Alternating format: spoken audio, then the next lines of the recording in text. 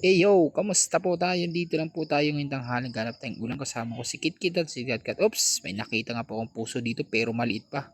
Teka, may napansin akong dumaan dito kanina. Ano kaya itong sinabit nung kaninang dumaan? Uy, tamang tama to pang ulam. Naghanap ako ng ulam ganito. Tingin sa kaliwa, tingin sa kanan. Oops, alam na this. May nagbigay ng biyaya. Teka lang, baka tayo mahuli pa. Bilisan na natin ang pagkuha nito. Di ba okay na? Okay na to. Meron na tayong bang ulam sabay takbo. Bilisan nga natin dito guys kasi talagang baka tayo makita ng may-ari. Iniwan lang yan dyan. Pero may blessing tayo, di ba? Ayan na nga guys, nilinis na natin at i-prepare na natin ang kaldero with luya. Siguro alam nyo na kung anong luto ang gagawin natin dito guys. Tulingan nga pala yung kinuha nating sinabit lang ng dumaang kapitbahay dyan sa ating bakuran. Oops, nakiwala tayo dyan ng Ricardo. Una natin luya, ilalatag natin dyan sibuyas. Bahala na kayo kung anong gusto nyong hiwa pero yan ang gusto kong hiwa kasi gusto ko yung maliliit at masasarap. Alam nyo yun. Yan, nilatag na rin natin. Pangalawa po nating kinuha dyan ay ang ating yan. Winisik lang natin dyan. Yan, bahala na kayo kung gusto nyo pong hiwa dyan guys. Kayo nang bahala. Kanya-kanyang luto naman tayo. Pangalawang bawang po. Ilalatag rin natin yan dyan sa ilalim para hindi masunog yung ating tulingan.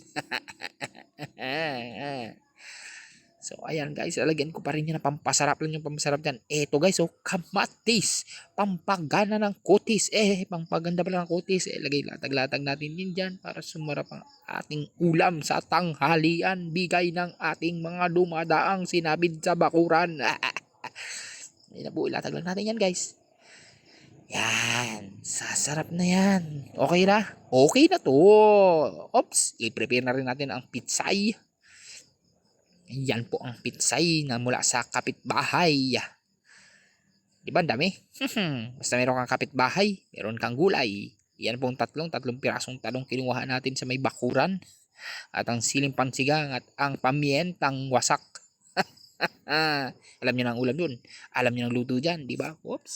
Ito na guys, nilagay na natin sa kaldero guys. This is it. Lalagyan na natin siya ng pampaasim. Nilagay na ang suka na galing sa kilikili ni Kaka. Maasim na, mukasim pa. Parang si Mama Julisa. Sama mo naman, kuya. Yun, guys, itutodo na natin lahat yan hanggang sa huling patak ng sukang yan.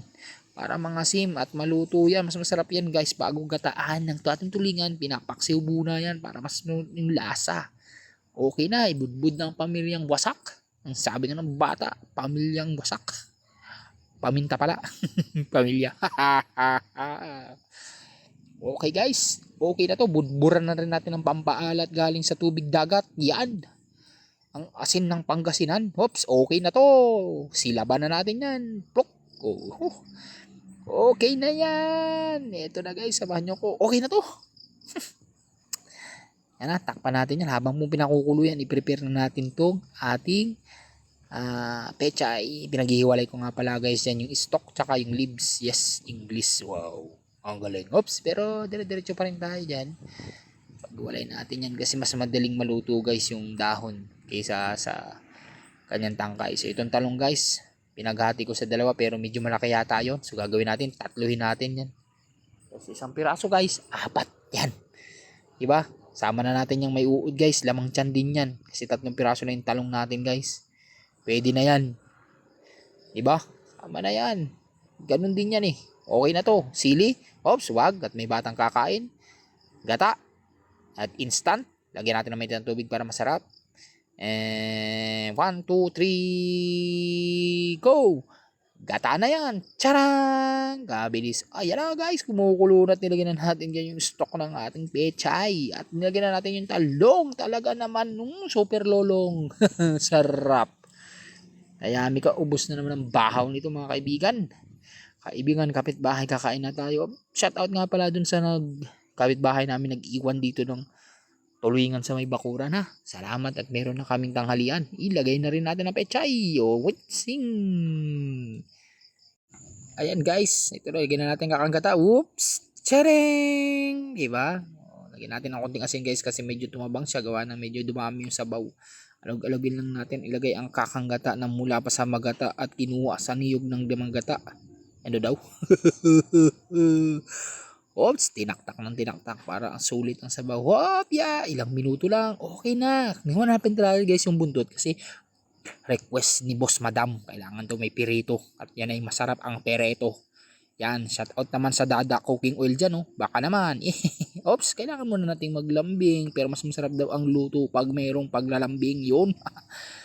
I-prito na natin to. Teka lang guys ha. Nananakit kasi ito eh. Oh. Tinan mo naman, oh. Grabe manakit. Ang bihira na yun. Nagluluto ka lang. Sinasaktan ka pa. Ano daw? Yan guys. Lahat ko na ito kasi gusto ni Boss Madam na meron tayong pinirito. Ibali ng isda ang ulam basta wala kailangan may prito. Yan ang gusto ni Boss Madam. Di ba? Okay na to. Oops, di ba? Namanakit. Di ba? Ayan na po yung ating ginataang tulingan. Ulo lang yan guys. Ulo lang yan guys. Medyo marami pang sabaw guys. Pero alam niyo naman guys, pag ako nagluluto talaga guys, kahit ano ipaluto nyo sa akin, medyo maraming sabaw yan. Kasi ako guys, gusto ko sa pagkain at sa ulam, masabaw. Sarap kasi yun eh. Sabaw pa lang. Kumbaga, sabaw pa lang. Ulam na. Diba? Okay na to. Salamat! A few moments later.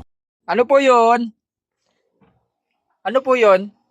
Nakita niyo po ba yung isda sinabit ko po doon? Saan kasabit? Doon po, babo sinong pinatay ko ng pinto tapos pagbalik ko po wala na. Isda? May nakasabit dyan? Ay, wala akong nakita to eh.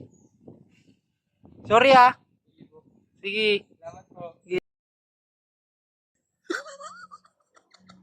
Dayari na.